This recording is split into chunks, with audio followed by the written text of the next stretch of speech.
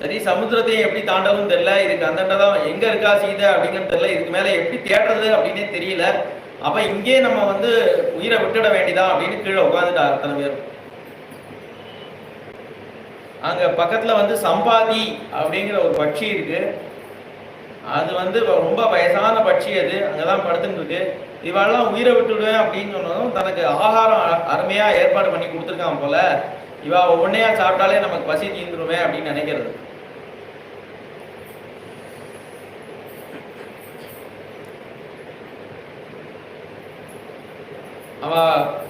அவள்கிட்ட சொல்றது, நான் எனக்கு நீங்கள்லாம் ஆகாரம் ஆயிடுங்கோ, என்னோட பசியை நீங்க தான் தீக்கணும் அப்படின்னு சொல்லி அந்த வானாள்கிட்ட சொல்றது அந்த சம்பாதி.